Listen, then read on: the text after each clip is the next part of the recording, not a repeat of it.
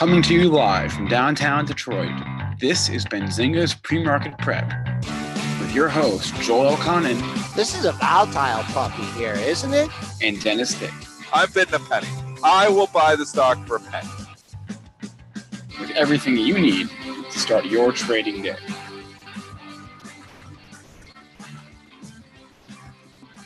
Good morning, everybody. Welcome to this Monday edition of Benzinga's Pre-Market Prep. Spencer Israel here with Joel Conan and Dennis Dick.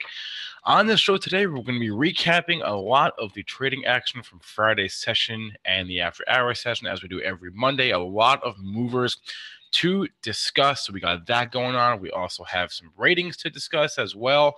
We'll maybe recap what happened in Barron's over the weekend. A couple of news headlines on our radar this morning. Fiat Chrysler has some rumors. Snapchat had a really good day. I think I know why that is. And a couple notable buybacks in Infosys and Build-A-Bear Workshop. Joel, how are we doing in the S&Ps right now? Flat, unchanged, like nothing ever happened. We opened up higher. That rally was cut short at 31.50, and then we matched the low from Friday, which was also the weekly low, 1950 and 1975.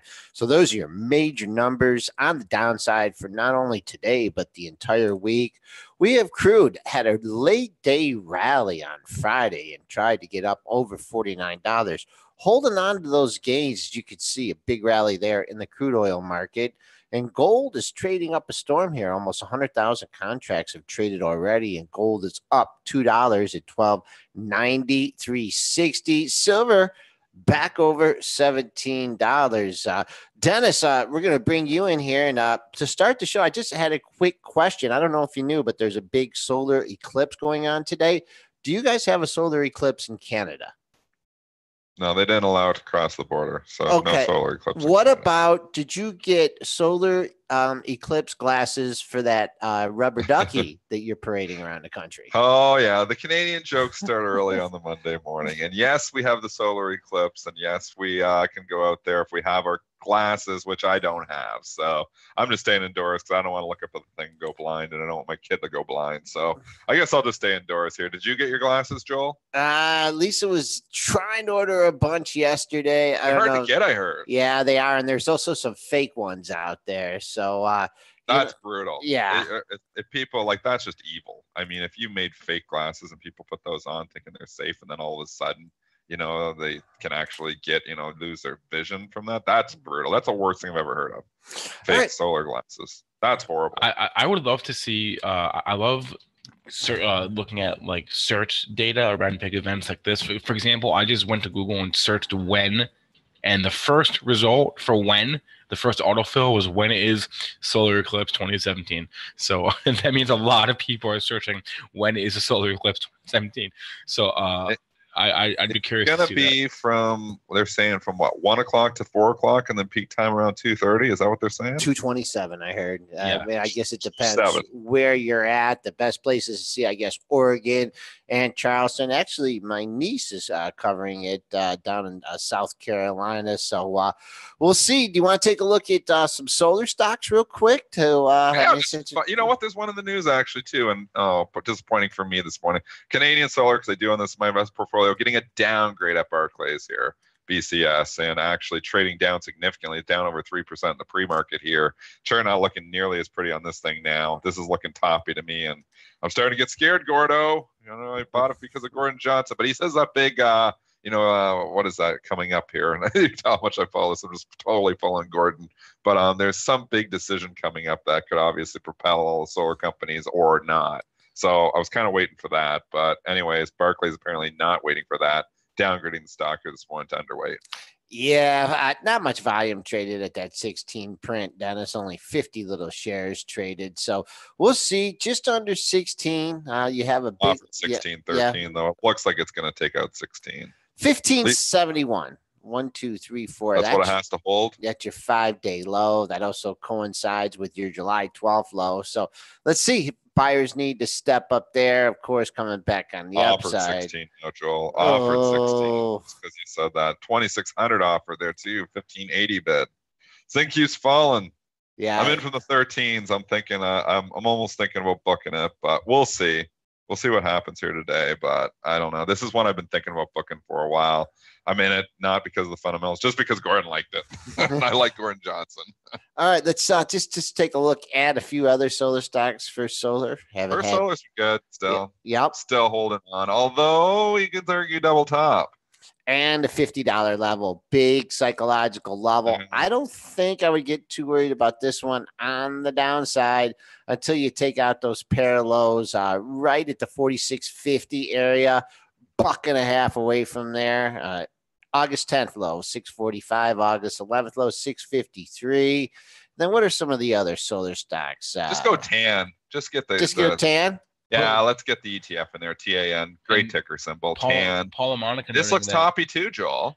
I don't know. I'm starting to have a bad feeling. If this goes through $21, TAN, look out below. That's what it's got to hold. It's got to hold 21, and I'm scared. Paula Monica noting that TAN's up 30% year to date. I saw that on Twitter this morning. So they've been hot.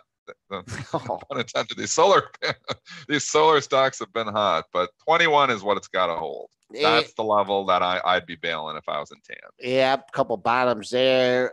JA Solar, Jinko Solar, JA Solar, not a big mover at all. And what about any other ones that I'm missing here in the solar parade? I think SunPower, SPW. There's one. That doesn't look nearly as good. That looks like if it breaches 9, look up below, but that's already got hit. I think that was off earnings, so they didn't like their earnings. Ooh, 9. Look at that. First Solar still looks the best of the charts, but First Solar, I just don't like that double top in place. Yeah, so I would see. That's scaring me. I'm scared on these solar stocks, I'll be honest with you. Those charts don't look that good to me. So it's just like all the solar power just going to go out when the eclipse hits the... I would think so. Yeah, I know. I got the solar panels on my dad's warehouse there, and I'm not going to make a lot of money at 2:30. I'll tell you that. Okay. All right. All right. That's a rundown of the solar stocks. Let's get back into the main news here of the day. And there's actually quite a little bit of news here, but I wanted to go and talk about this Maxim note that I just saw go across the internet. I don't know if we got confirmation on this note here or not yet, but they're getting bullish that shippers. They upgraded they are initiating SHIP with a buy. This is from Mark Flo Chatter on Twitter there. So that's where I just grabbed this from. I have not seen this go by here. Did you verify these yet, Spencer? Yeah, we did. Yeah, we did. So they are okay. Yep. So this maximum is good. Okay. So SHIP SHIP initiated with a buy, $2 price target. SB initiated with a buy, $5 price target. They're not up much for these for being initiated like this morning. But they didn't talk about dry ships, DRYS. That's been holding on. That 275 level, Joel. It's holding on. All right. I'm not sure. I mean, it's got to be the best week for dry ships ever. Like usually it reverse splits every week. It actually didn't go down last week. This is a new shipping stock right now. All right. Oh, that daily never looks good. I'm gonna have to 30-minute. And you $500 a day. Had that spike up to 6, has not come back down to 275 at all. That's the area of support we were talking about as far as what the company is doing with stock under $3, as low as you can print. Got a little excited and went to $6 when that news initially came out. But since the dailies are so messed up on this thing, the only level I can give you is 275. That has been an area of support. I still like it here. I've never liked dry ships, the entire 4 years we've been doing the show. But as long as it stays above the 275, I still think there's a potential that could squeeze a little bit more. Although it's hanging out here too long now. I would like to have seen it get out of here by now. Do not own it. I don't think I could ever own dry ships. I don't even know if I can own it for a trade. But in any regard here, 275 is the level it needs to hold. All right. So jumping over. So what about the ship and the SB? Because these two did get buys with initiated price targets almost double where they are. SB is trading at 283. They put a $5 price target on this puppy. It's trading up at 295 here right now. I mean, it's got to get through $3. There you go. That's the top level. Yep. $3, a couple tops there. There. Then it opens up. Right. And then what was the other one? SHIP, SHIP, good ticker symbol. Yeah. $1 about stock. That's been a good stock. Go to the monthlies and it's kind of makes you throw up a little bit, but I don't know. 95 cents, 97 cents this morning because of it goes up 2 cents because it gets initiated with a buy. Got to get in over $1. Last 3 highs, 0.98, 0.97, 0.98. They're probably trying to get a little bit of a short cover rally in here. If it clears a buck, could be some room on the upside. But was there some rationale that they had for these stocks, or I didn't read the note. I just saw it go by. Okay. Not interested. Throw me under the bus on that one. Herbalife is what Spinner's talking about here this morning, and this is one of your big winners of the day. More pain for Ackman. I mean, let's just have a pick on Ackman show. I mean, we haven't done one in a while, and this is going to be a bad day for him. It looks like here again. You've got HLF here this morning. It's up 8% here right now. Spencer, you got the details? Yep, I do have the details. That was a quick one there. They say the company, so Herbalife announced here we go. Let me get the exact thing.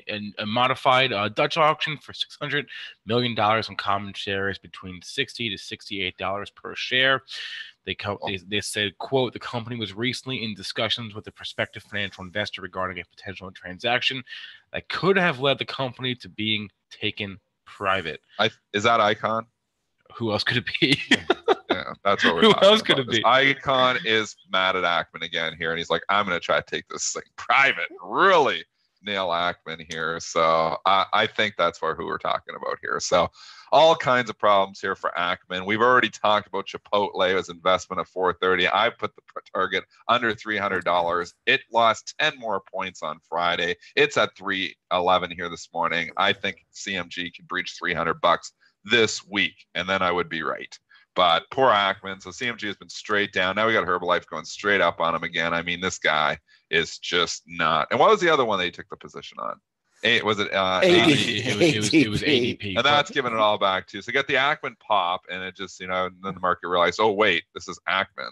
Maybe we shouldn't be buying this thing up 20% because Ackman popped it. Gave it all back to poor Ackman. He just, everything he touches right now, it's just, It definitely doesn't have the Midas touch. Okay, one more headline on Herbalife for you. Carl Icahn has agreed to not acquire more than half of Herbalife shares for 2 years following today's news, unless the entire company is acquired. Dennis, I don't know, did you get a chance to listen to our Herbalife debate on Friday between I did. Chris Irons and Ivan Feinseth? And what did you think? Because we had Flack UK in the chat saying Ivan was making him bullish. I hope he bought it. Yeah, I don't know. I thought Ivan more than held his own. Against, it's super easy to hate on Herbalife for their products, for the whole MLM business model. But I thought Ivan held his own. I'm not saying I'm convinced one way or the other, but I thought they both did a good job. I mean, you can hate it all you want, but the charts don't lie. I mean, really, since Ackman has accused us, of a Ponzi scheme here, or look at it, or like it's down. It was a Ponzi. Yeah, that was his original accusation, wasn't it? That was like a Ponzi scheme. No. Pyramid scheme. Yeah, that's right. My Ponzi. It's Monday morning. I'm getting the cobwebs out here. Pyramid scheme. Same. Starts with the letter P. Anyways, that was back in 2012. And I mean, this thing has really been straight up since. I mean, it was back at $40 when he started that, and it went obviously down to 24 when everybody thought Ackman was right. But it's up and up since then. So I don't know anything about if it's a pyramid scheme or not. But maybe it's structured like a pyramid. But scam or not, I don't think it's a scam. So, anyways, HLF $67. You can't lie with the chart. It's been pretty strong here. I'm not getting bearish up here. You're not getting bearish. I'm not getting bullish here, Dennis. You are just getting. But you got a Dutch auction coming up. What's the price on that? It says. It says these put floors on the price. So the Dutch auction, we don't see it very much anymore. Give me the Dutch auction details again. That's what you just said. It's $60 to $68 per share. Okay, so you understand how these work, and these are very interesting. We don't see them very often anymore. But so basically, that means the company's going to buy. Is it the company putting the Dutch auction on? Yes. Okay, so they're basically going to buy back shares somewhere between 60 and 68. So you tender the shares. The way these Dutch auctions work, they're really neat. But they do. I wish we saw more of them. There's definitely trading opportunities around these things too. But they tender the shares, somewhere. So if you own Herbalife, you can tender it in the Dutch auction.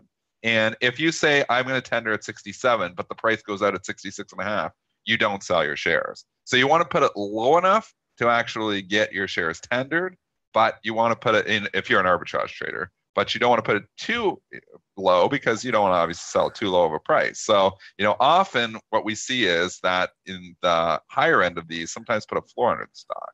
So right now with the Dutch auction, what's the date? Did they give a date on it? I mean, look real quickly. No, I don't see a date. So maybe not announce the date yet. It's usually a few weeks out. Sometimes it can even be a couple months out. But the lower end range was what, 60? 60 to 68. It's a big range. It's the only problem from 60 to 68. But you can see it's trading right towards the upper end. But, if they're doing a Dutch auction, you're rarely going to see it trade under 60 during that whole period that the Dutch auction, that they're getting ready for it. So once we get the date of when this actually is going to occur, I would say this thing probably trades towards the upper end until that date, or could. Now, I don't know if it's going to go over it much because then you have people shorting the stock and they're obviously trying to get in on the Dutch auction cheaper. But so it can actually put it basically puts a range on the price of the stock more than anything. Dutch auction or not, I see this thing trading up at 67.5. That's the highs of the pre-market session. If you're looking at the daily charts, you had a high at 67.77, and that was before the big drop after earnings. So just, not taking into account the Dutch auction, but just from an overall supply perspective, this is resistance. And if I had bought it anytime over the last few days last week, I'd be out 67.5, 68. There's just no doubt, because it's not going to be 68. It could be 64 too. So that's the way I'm looking at it. Dennis, you might think it might hold up here, hold near the upper end of the range. I just look at it from order flow. I don't think it's gonna, you're trading towards the upper end. So is that a little bit too much, too fast? I think maybe. So. September 19th. I got the date for you, 5 p.m. So September 19th. So what that kind of does is put a floor on the price, though. It's rare to see these things trade under 60 now. So I would say until September 19th, probably pretty good to go. This probably in the next month is going to struggle to trade under 60, under that price, because then everybody's tendering. So now, obviously, if everybody's tendering, you may not get to participate because it's not like they're buying all of the stock. But, there's not that many people that participate in these things, too, because most people don't understand them. So it's usually the professional traders that are getting in there, trying to buy the stock. The strategy behind it would be trying to buy the stock at like 64 or 65 bucks, and then potentially, trying to tender them out at 65, 66, 67 and making your money that way. You don't know what the price is going to be because you don't know where it's going to be that it satisfies the entire, 600 million. Is that what you said that they wanted to buy? Why would a company do this, Dennis, to support? They do it. Well, they do it because it's a way just to buy back stock.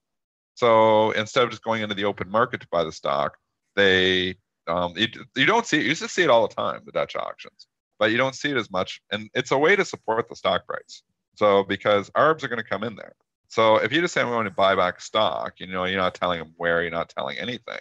Well, buybacks can be happening, but there might be more selling pressure and the stock could actually still go down. It kind of puts a floor on the price, and you can see immediately what this is saying. If they would have said we're doing a stock buyback today for 600 million, I don't think it'd be up 8.5%. I think it could be up a couple of percent, but not 8.5%. So you can see how much more jack it gets from doing a Dutch auction. You're starting to see these things materialize again.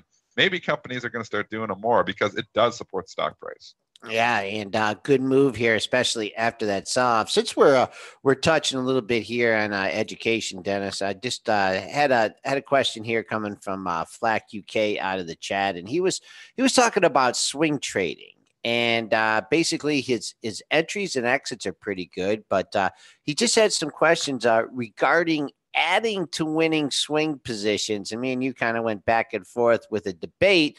I said it's kind of tough because sometimes you can turn, a nice winner into a loser. But you had some comments on it. We share. I mean, that's a good point you're making. So I've multiple thoughts here. I don't usually add to winners. I don't usually add to losers. When in the stock, I usually buy everything I want right off the hop. I know, Kramer will say, and if you're a long-term investor, maybe there's a strategy there where, buy a little and then buy a little more if it comes down further, and buy a little more if it comes down further, just because if you're not into market timing, maybe that's a better way to do it. And they'll say, if you're a long-term investor, just slowly buy the market all the time in the same dollar amounts, because then you don't have to worry about the market timing. But I'm a trader for a living, so I like to time the market. So I like to look at these and try to actually time my actual purchase. So that's why usually when I come into a position, I don't usually add to it either way.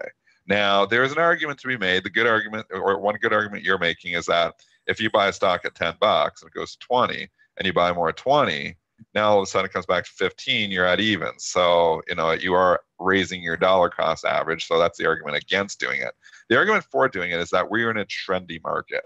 And the trends can be very persistent, and you can make a lot of money if you can identify that trend pretty well. So if I was to do this, not saying I just got done saying I usually don't, but I'm not against people adding to winners. I'm definitely against people adding to losers, from a trading perspective, because I think that's where you really get into trouble. But adding to winners is a little different story, because you're not just trying to bring down your dollar cost average to get back to even. You're actually looking to make more money. The trade's working out for you. Your original opinion was correct. So I would say, draw a trend line. Jeff Mackey used to say purple crayon on CNBC. That's one of the best, simple advice I've ever said, or he's ever, I've ever heard on CNBC. It sounds silly, but it's take your crayon and draw your trend line.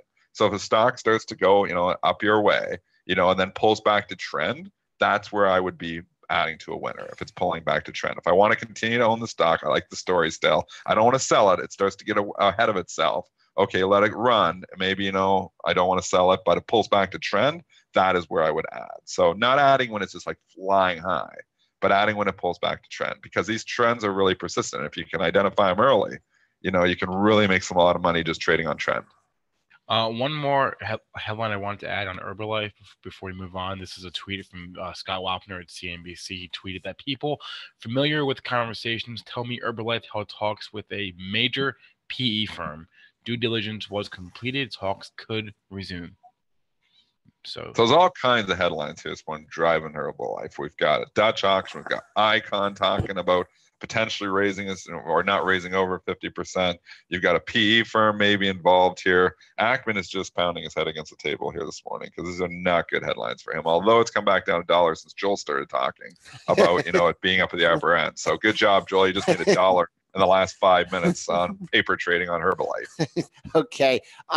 Just one other comment regarding adding to the swing positions. I'd say, if you're going to do it, maybe, have a little tighter stop with the ad, so you don't, have buy to 10, go buy more at 20 and go to 15. So, may chop you up a little bit with commissions, but maybe use a little tighter leash on that adding position. But wanted to get to that point for Brad. Let's move on to the newsworthy stocks of the day. Just wanted to address something you're talking about in the chat too. It's just a move from Friday. That Foot Locker move was absolutely incredible. I mean, okay, so John Dodson's talking about it, saying, now it's got a forward P at 9.5. Dividend 2.6%. I do, say, well, actually the dividend's a lot higher. I believe the dividend's 3.6% now, John, with the fall. I think that was before Friday. I've got it jacked up to 3.6%. So dividend is even higher on here. The only problem here is this is a value trap. And that's the question. It is completely out of favor here right now. I think if I was going to buy this thing, wait till it stops going down. And that's what I think John is saying in there too. He's not going to try to catch the falling knife here. Wait till it puts in a double bottom. Wait till these starts to, trend, or maybe start to break this downtrend. This trend is horrible. I mean, there's so many reasons not to own this thing right now. The only reason to own is that you're a long-term value investor and you're saying Foot Locker is not going out of business. They're going to continue to sell shoes in these mall stores and we're going to be okay. I don't know how long-term, and not saying that Foot Locker is not a viable, but I'm just saying that sales there could continue to be in the decline for a while, because we know mall traffic is not good.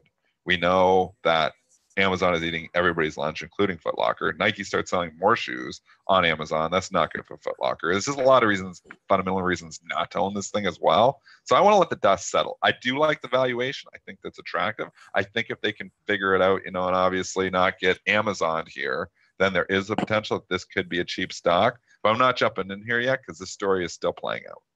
I'm going to keep an eye on this one today, because you do see a lot of setups where on earnings day, you kind of have like a major overreaction, and that marks a major high or low in the market. So I'm just going back here. I'm going to go to your daily charts. I'm just going to give you a couple examples here. And the first one is more recent from last week, Urban Outfitters, right? Great report. They blasted this thing over $21, nearly $22. But look at that. I mean, you could say that may be a little bit of a short-term top there. I see it holding on to a double bottom. But there was the earnings day price action, very key, perhaps for a longer turning point. Who can forget Restoration Hardware when they had that terrible Q1 report. Made the low on that day at 41 and change. Never saw that low again. And now maybe heading back towards it, but earnings day. So for me, if Foot Locker here, I'm going to keep an eye on it because there is a buyer right here. Someone is supporting this thing around 34 and change. So if this thing can close, buyer. But there's 10 sellers coming out. If this thing closes green on the day, I might take a little. I don't care if it makes a lower low, but if this closes green on the day, I might try a little bit of a rebound play. And if it takes out, all the contrarian. Yeah, it is. But I've seen this happen so many times on earnings reports where make a significant high. I mean, Facebook. I mean, that thing. Yeah, but the big difference here in the two stocks and the two examples that you just gave is that in the Urban Outfitters, that move was going against trend. So you knew you were going to have overhead supply. You knew it's a retailer for one thing. There's going to be sellers that come into that. I mean, and in the case of RH, it was going against trend too, because RH had been trending up by then and it gapped against the trend. There's a big difference when they gap against the trend because you have people and, underneath demand in the RH and overhead supply in the URBN. There's no underneath demand in the Foot Locker. This thing is not going against trend. This is gapping with trend. This is an ugly chart. So that's why I would argue a difference here is that let this thing stop falling. Sure, you can get an update, maybe get a green, candle in there, but man, this story is still ugly right now. What about Kroger? Kroger had the double doodle after the earnings math and then the Amazon washout. That was a day where it went down. That was the low, the Amazon washout day. That was a low for all of them though on that Amazon washout day. Like look at Walmart. Walmart bottom that same day that Kroger. That was the day that Amazon bought Whole Foods, and we know they thought that was the end. The only one that didn't buy on that day was Costco. Costco still had a lot of pain. But Walmart bottom that day, Target bottom that day, Kroger bottom that day. That was basically just an overreaction to everything. I mean, here we're knocking Walmart down 10% or close to 10% at one point in time because they sell groceries, and it's not even the biggest part of their business. I mean. And Target too. Target was down almost 10% that day. It just was an overreaction. Costco, they kept hitting. But Costco's valuation is a lot higher than the other ones too. So maybe it deserved it a little bit more. I thought Costco was over down at 180 before the news. Now, I like Costco down at 150. It's come down there. I think valuation gets more attractive. But I mean, there's a lot of factors here involved. So it's a good point on Kroger though. They did bottom on that news that day. All right. We'll see what my news algo can come up with today on Foot Locker, but I have it on the screen here. What's on the top? It was downgraded multiple times too. Now you're really trying to get me bullish. Baird, UBS, everybody downgraded on Friday. Analysts chasing price like crazy. It's 34.07. It's getting hit here again. I think it closes above 34. For a lunch bet, you got 1001, 1002, 1003. Do you want it or not? No. Okay. It's just because it's fallen so much, it could go anywhere. It's a crapshoot. Okay. I mean, now the thing went from 47 to 34 bucks. So can it go down to 32 today? Yep. Can it come back and get over? It's 34.07 right now. Can it rally a little bit and have a little bit of of life after that? Yeah, I can too. I think the easy money's been made on this if you were short the thing going in, and now it's just like no, I'm hands off on this. I'm gonna let the dust settle.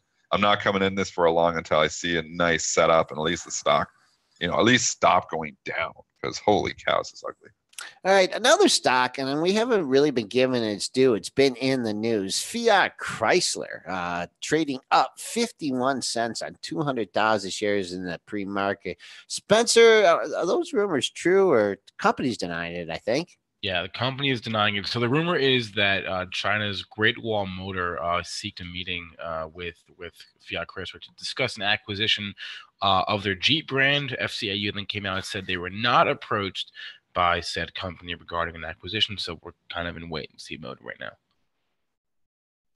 Well, the buyers are not waiting and seeing. The stock's having a nice pop over the $13 level. That takes out the high from last week. The high from last week was $12.91. So let's see if we can hold 13. 13 greener skies ahead. That currently printing. Now, this was a reorg stock. So this, the data that I have here since 2014, late in 2014, this is an all-time high.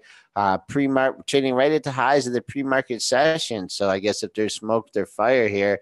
In FCAU, Dennis, any comments on this ADR?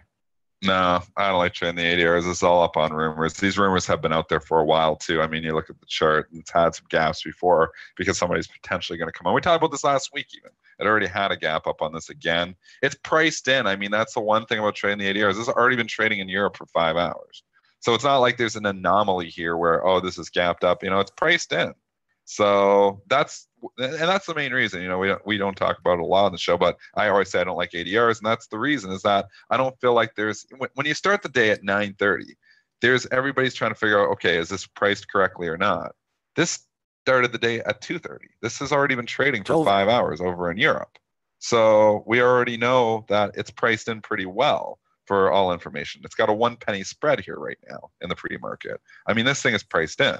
So can it give some back? Can it move around? Yeah, but there's not that anomaly. There's not that inefficiency of whether the news has been digested. They've already been trading this thing for 5 hours. That news is already in it. And not helping your Ford at all, Dennis. 1040. Ford's just a disaster. I'm almost thinking about just selling it and getting rid of it. But I mean, this has been awful. 1047. I might just eat this loser. Yeah. Value trap. I mean, I bought more at 1160. I had to do a loser on this. I should have never did that. I did in my investment. I just got insane to everybody on the show here half an hour ago, 20 minutes ago, that I shouldn't add to losers. This is one time that I did in my investment portfolio. I added to a loser, and it's just hurting me. Is that when I won the bet? Is that when you added to it? When it broke out of when I won that bet on 1061 versus 1161, or did you add it to it before? Did you? No, somewhere in there. So okay. I think it was before the bet, actually. I've been in it for a while. Okay. And it actually was moving my way. I bought the thing, and then it moved up quite a bit. I was almost like, you know what? It's just the fact that we don't know where they're going. Ford and GM have got to figure out. The one concern I have here is that they've had pretty good quarters. They've had pretty good announcements, and the street doesn't give them any love. If they actually start disappointing, the street is going to kill them. So this is just why when you can't get the love, and this is a reanalysis of my original investment thesis. And I know a lot of people in the motor city don't want to hear this, but when a stock doesn't go up on good news, when a stock keeps ignoring, that they're having good numbers and they're finding reasons to sell it, that's hard because what happens when they start, that stock isn't always going to be reporting good news. What happens when they start disappointing? They're really going to hit it. I think this is going to single digits. Yeah, and we were talking about that before. I'm gonna have to ring up Michelle Krebs, our auto expert, and get her take after the earnings season. But I mean, I guess the only thing, Mr. Buffett, didn't he buy more GM last quarter? So he has GM's in the same boat, though. I mean, it's held up better than Ford, but I just can't see it. Yeah, I can't see. They're just. The charts are just ugly. The charts don't lie here. I think there's something else going on. Whether it's Tesla going to eat their lunch or it's going to be Apple eventually with cars, competition is coming, and it's coming hard. And that's what the stock is telling you. It's like, and somebody was comparing it. Who was it comparing it to? Motorola. They were comparing Ford to like Motorola before the iPhone came, and then the iPhone came, and we know what happened to Motorola, Nokia, all of them. They all got murdered. That's what they're comparing Ford and GM to, is like Tesla's coming. Apple, we know, is probably coming somehow. So there's going to be major competition coming in the automobiles. Spencer's, saying, even that people are going to drive, the driverless cars and drive less. So there's a lot of reasons maybe that this industry is going to change. It's been working for 100 years, Ford and GM. And, Ford and GM are going to have to change quickly with it and adapt. Can they do it? Possibly. But they're behind the 8 ball here. Behind the ball, not the 8 ball. All right. Well, we're time for our first break now, or our only break of the day. We're going to go grab Phil Davis, who's the founder of Phil Stock World. We'll get his thoughts on all of this and more. So we'll be right back with Mr. Davis.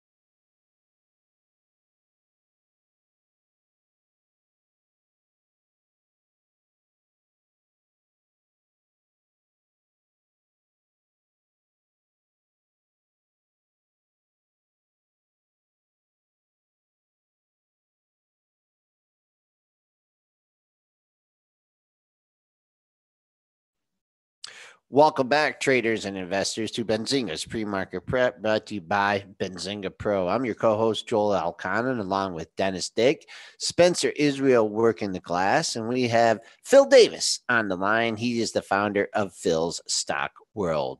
Phil. Good morning. Good morning. So how are you going to be viewing the eclipse today? Did you get some of those fancy glasses? Do you have like a Hubble telescope? What are you going to be doing to observe the eclipse? Yeah, I've got a pair of like X-ray glasses from 7-Eleven, so hopefully they won't blind me. Okay. I think I'll just take a quick look, basically. I'm sure they have better pictures on TV. Right. The whole world is waiting for that to happen today. Overall assessment of the market. Two questions for you. One, just overall looking at the price appreciation over the last couple of weeks. And secondarily, I mean, we came down to this area a little over a week ago and we had a nice rebound here. So all the buy the dippers are conditioned just to buy here and take it back up. But what would make you look for a little bit more of an extended correction? For me, it would be a breach of a Friday in the current low at 1950. Phil, give us your take on the market. Well, our rule of thumb is that dip buyers are like toddlers. They have to get burned about 3 times before they learn their lesson.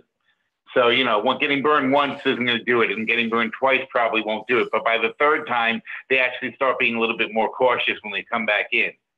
It's been an entire year. It's been since early last summer is the last time we had any significant correction of more than like 2.5% in the market. So this is at the beginning of August, we called for a 2.5% correction. I said the Dow would drop at least 500 points.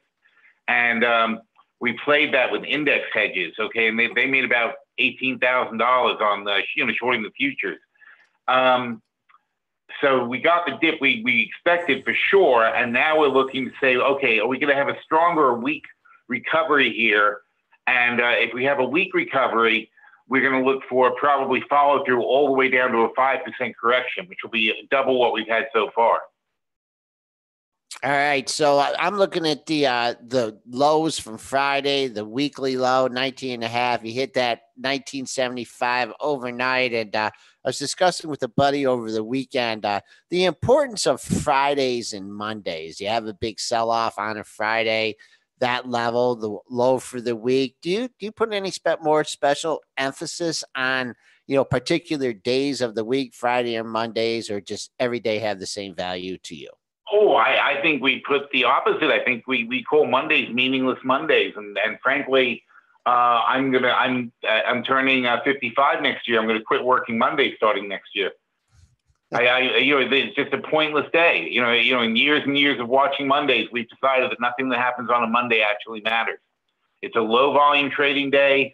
The moves that you make on a Monday are quickly reversed on a Tuesday. And frankly, we make all our money on a Tuesday betting for the reversal from whatever happened on Monday most of the time. Why do you bet on the reversal on the Tuesday? Well, I'm saying a lot of times the Monday move is going to be something that happens on low volume and low information where people have a gut reaction to something. And then come Tuesday, more a sort of a more nuanced view of the market comes in, and it'll tend to correct back to the middle. So, if you watch any kind of move on a Monday that's drastic, a panicky kind of moves that happen on some Mondays, those tend to really reverse very, very quickly on Tuesdays, which is why you can't put too much stock in something that does happen on a Monday. Okay, well, let's challenge this theory, or let's just dive into this. Herbalife's having a huge gap up here today on potential Dutch auction, Carl Icahn potentially increasing his stake. Multiple headlines here on HLF. It's trading up 8% in the pre-market here. Is this one you'd be looking to fade because it's happening on a Monday? No. It's not just because something happens on a Monday. I mean, there's actual things going on with Herbalife that are causing the move. Okay. You mean when there's nothing happening? Yeah, like this or not even nothing happening, but if something happens and there's an overreaction. Now, I haven't really looked at Herbalife specifically to say, is this, are we on or off track for where we should be? I mean, it's a very rumor-driven stock in the first place. But all we're getting now, though, I think what happened to Herbalife is it oversold, and now they're just correcting back up. Okay. Jumping over here to a few other stocks. What about the Foot Locker move on Friday? Because is this one oversold? I mean, this thing got absolutely murdered. Amazon worries that they're in the mall, they're in the wrong place. I mean, they were worrying about everything with this 30% down move in Foot Locker on Friday. What are your thoughts here on this one?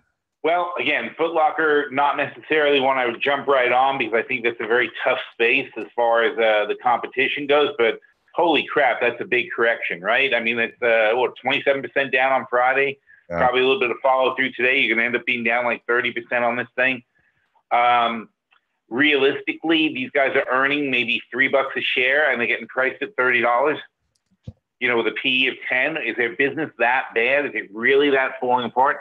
I don't agree that Amazon is going to take over all of retail. I think that Amazon, in fact, Amazon is talking about opening up retail stores because they see that they've hit the limit of how many people are going to shop online. They're at a point where they feel that they can't really expand their business that much without touching the customer at some point. Well, so I think a lot of these fears are overblown. Well, there's a good point to be made there too, Phil, because we've talked about this on the show too. I do believe that Amazon is going to take over every retail stock, and every retail stock appears to be pricing like Amazon is going to just knock them out of business. Where do you think, the opportunity is? Because I was talking about this last week on the show saying we got to look through, all these retail stocks and figure out which ones aren't going to be Amazon or not that bad, because I mean, they have hit, every stock, Kohl's, Macy's, Nordstrom, all the big department stores got hit. Now we're hitting Foot Lockers. Now, we're hitting Costco. I mean, because Amazon's coming for them. I mean, where do you think is the opportunity there that maybe the market is overreacting? I think the opportunity is out. I think in hard goods, in things that we get at a hardware store, and things like batteries, electronics, things like that. I think that's where those guys are in trouble because they're very generic items that you can shop from a picture. Anything you would buy in like the Sharper Image catalog or, a Radio Shack catalog, that's the kind of stuff you could order on Amazon because you don't need to go to a store to pick up like a small drone or something like that, or a radio or a speaker or whatever. It's just stuff that you don't need to worry about. But when you move into things that you have to touch, like shoes or Victoria's Secret LB limited brand, we think that's way, way, way too cheap. In fact, I shouldn't tell you, but I will tell you since you're asking. LB is probably in contention for our stock of the year next year. If it stays down here at 36, it's going to be our trade of the year for 2018, because this is a ridiculously low price. We're already moving heavily into it. Not only is it the kind of stuff that you don't buy on Amazon, because people want to touch something. You're going to wear underwear and you're going to wear bras and stuff like that. You don't order them blindly. You want to know what it feels like and what it looks like and try it on. Those are the kind of things you want to pick on. Shoes are included though. I don't think shoes are going to be a big item on Amazon, because you know how it is in a shoe store. You'll be trying 10 pairs of shoes on to pick out one. Exactly. So what's Amazon going to do? And Amazon, by the way, Amazon is in fact sending you 10 pairs of shoes and letting you send 9 back. But that's an idiotic business model. All right, there's natural function in Amazon to do that. Well, I was going to ask you your most undervalued stock of the year, and you just mentioned that's for next year. But do you have one that right now? Currently, it is. I'm saying if it stays at this level, see, we don't officially announce our stock of the year until November. So for Limited to become our stock of the year next year, it's going to have to stay down below 40. And then we love it down here. Would you look into it by selling some out of the money puts? I know that's a strategy of yours. Is that what you? Absolutely. You want to trade on them? I can tell you, trade them will make a ton of money. Okay, tell us. You guys like that kind of thing on your show? Yeah. Sure. Go ahead, Phil. Here, very quickly, I would take a position by agreeing to buy 500 shares. That's going to be about $15,000. And what you do is you sell 5 of the 2019 $30 puts for $4.20. So that's going to generate $2,100 by selling those. So you're selling those for $4.20, and you're going to get $2,100 for selling 5 contracts. Then I would buy 10 of the 35, which are the 35 calls, which is $6.20. And I would sell 10 of the 4750 calls, which are $2.50. So what's 420 minus 250 is like 180. Well, not wait, 420 minus 250, 170, right? Yep. So that's going to cost you $1,700 for those, but you already have a $2,100 credit on the short puts. So you still have a net credit of $400. That means your buy-in price remains less than $30 on LB, which is 20% below where it is now. And if the trade goes well, you're going to make $12,500 at $47.50. Plus the 400 credit you'd still have. So $12,900 profit off a $400 credit initial investment. You've talked about those strategies before, selling options, bringing in the premium, buying calls, and selling other calls to finance them. So definitely a good strategy. Going to the other end of the spectrum, what is your most overvalued stock here in the market right at this point? Ooh, that's a tough call. Okay. You're good at making calls though, Phil. What do you got for us? I know you got hold me to the fire on that. I just got to check. Is it Tesla or Amazon or Netflix? Let me see. I know which three it is. Okay. I think probably Tesla, because Amazon has a real business. And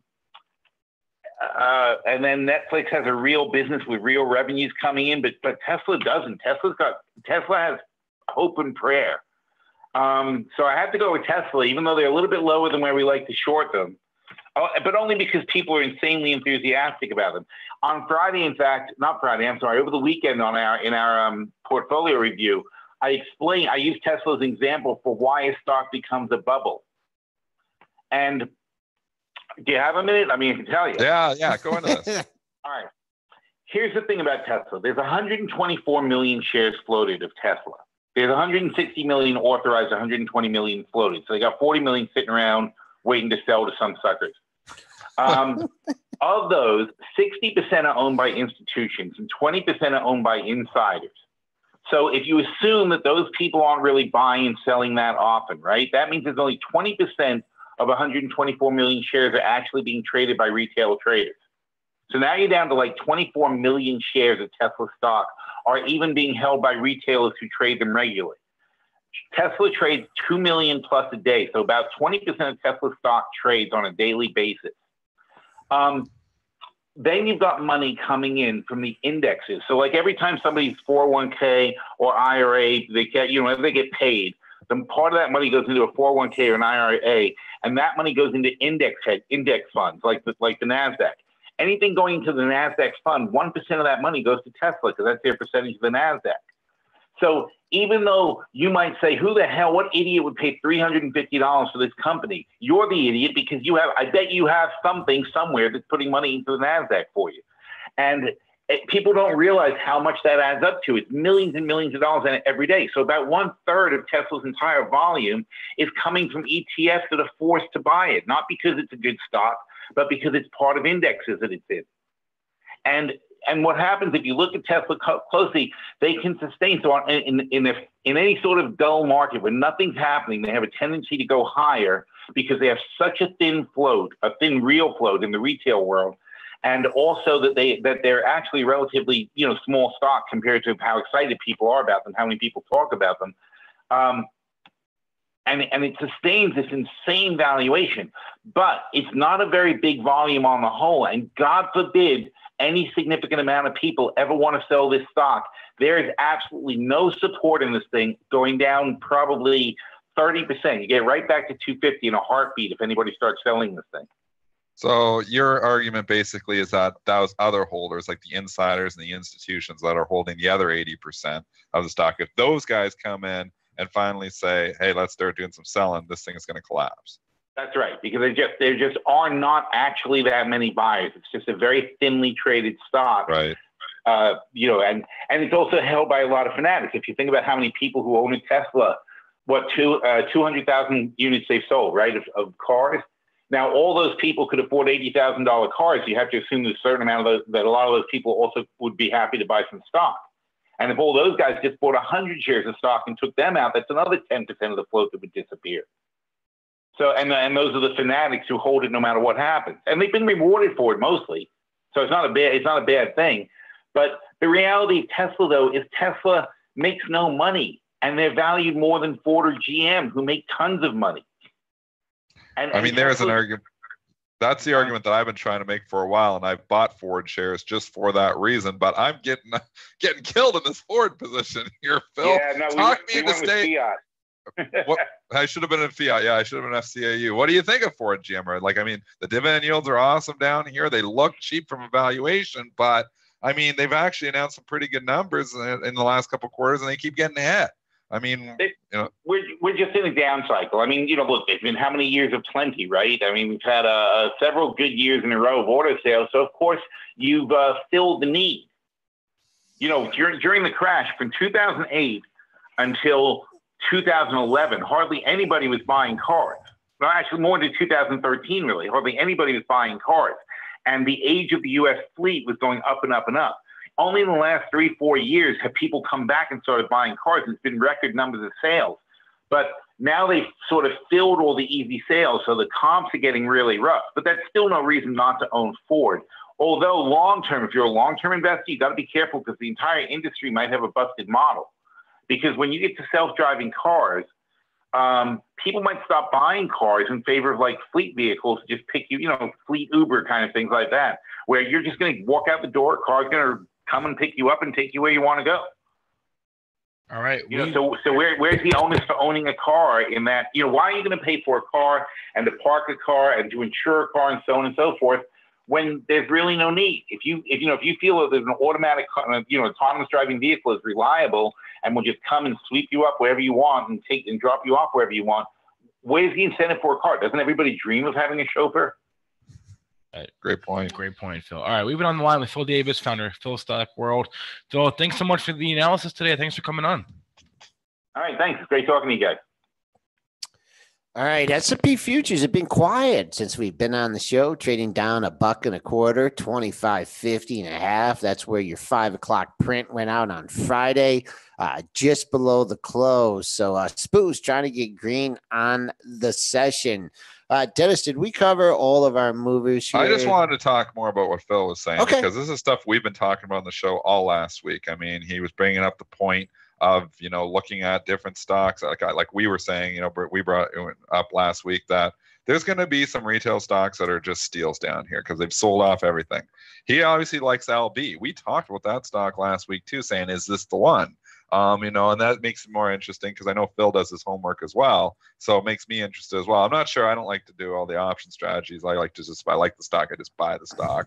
He's doing it a different way where it doesn't cost you any money. I've got money to invest. So I'll just go and buy the LB if I like it or not. But I think I'm going to wait for it to stop going down again before, just jumping in here because the sector is so out of favor. But I mean, when you look at L brands, the dividend yield keeps getting higher here. Monthly chart, this was over $100 back just a year and a half ago. Now we're 36. We're back to 2012 pricing here. I mean, and you go out even longer than that. Obviously that was still trying to recover from the financial crisis back then. I mean, they're pricing LB like they're in trouble, and I don't know if they're in trouble. I think Macy's is in trouble. I've said that multiple times, but I don't think L Brands is in trouble. So it's an interesting one. I've written that one down, as one potential to go along with Phil on that one. And then the other thing he was talking about, and we'll get your thoughts here too, Joel and Spencer, was a point that Spencer actually brought up with the autonomous cars. I mean, and he's saying, hey, I never personally thought about somebody just, I thought the autonomous cars, maybe you own your own autonomous car, but maybe it's just a fleet, you're just participating, they just come get you. So you don't even have to own a car. That's a scary thought for every automaker. That's something that I think, and that's an idea that I have heard from other people. I think Gene Munster, and then there's also another guy, Michael Granoff. He runs a mobility fund as well, and both of them actually echo that idea where it's not so much ownership of a car that takes up space in your garage, in parking lots that you're really only using, certain amount of hours of the day. That you would instead be able to just summon a car, on demand and use it specifically when you need it, and not just have to always, have it maintained and all that goes into owning a car. I don't know, what about? I got another maybe a sector here. What about the car insurance sector?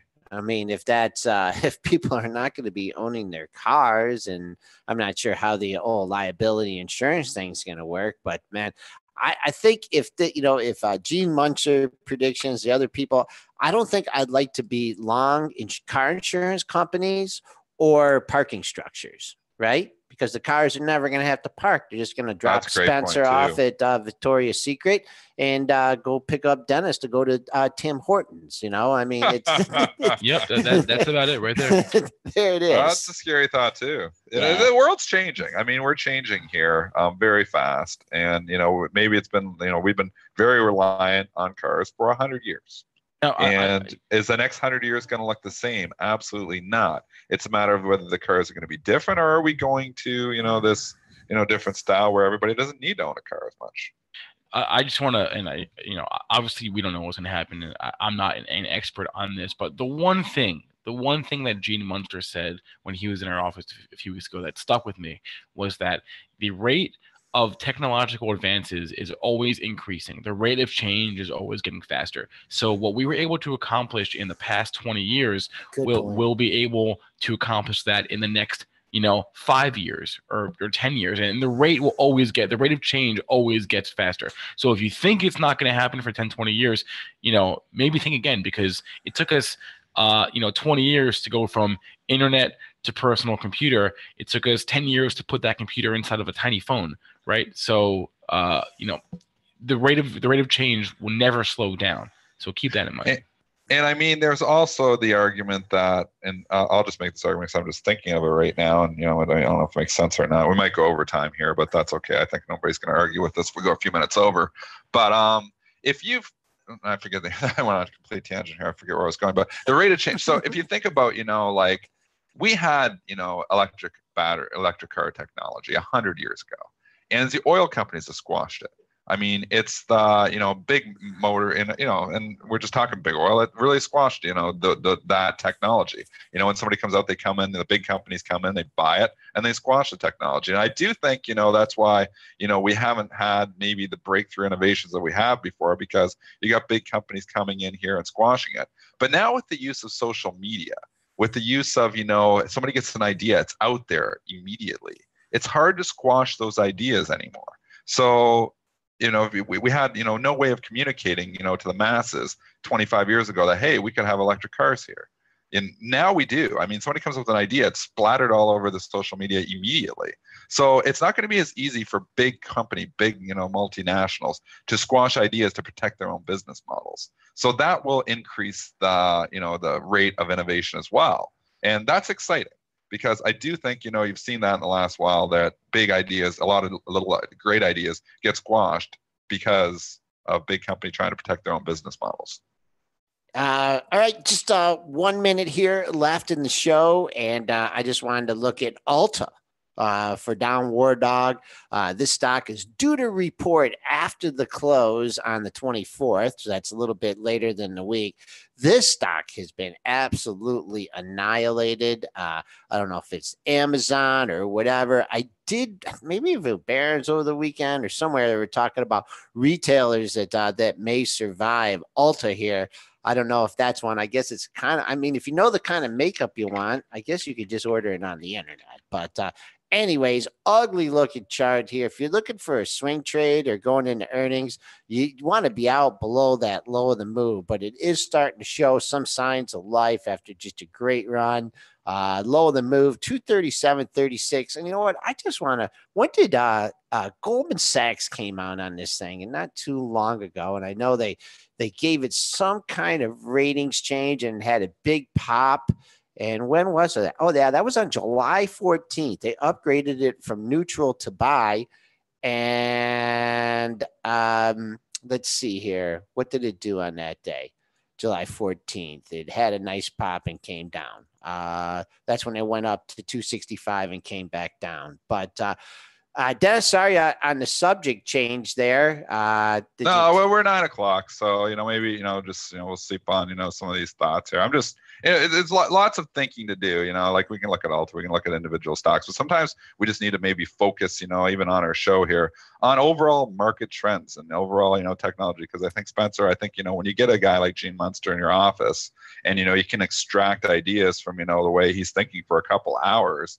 I mean, there's big ideas there, and really the big money is made by getting ahead of all of those trends. I mean, we can look at a stock chart and we can look at different things, but I mean, the easy money was made in Tesla, years ago when people were ahead of it. I mean, now, the money isn't as easy. So you can look and you can say, okay, it's overvalued, it's undervalued. But the big thing is that the idea is already out there. But if you can get ahead of those ideas, like find the little ideas when they're still small little ideas that are going to be market changing, that's where the big money is really made. Yeah, that's a really great point, and that's something that we could probably do more of, is just zoom out a little bit. We're so focused on the day to day. It would behoove us to, I think, zoom out more, just as a show, but also just in terms of our mindset, just zoom out for a minute and take a broader look. So something to keep in mind going forward. But that is it for us today. So hope you enjoyed the show. You can catch the whole thing again on our podcast, which is on iTunes, SoundCloud, and Stitcher. Just search for Benzinga on any of those platforms. You can also catch the show as it aired live on youtube.com/Benzinga TV. Don't forget about the Benzinga FinTech Summit. bzsummit.com is the website. That's September 28th is that event. So check that out to learn more. And have a good rest of your day, folks. We'll be back with you on Tuesday.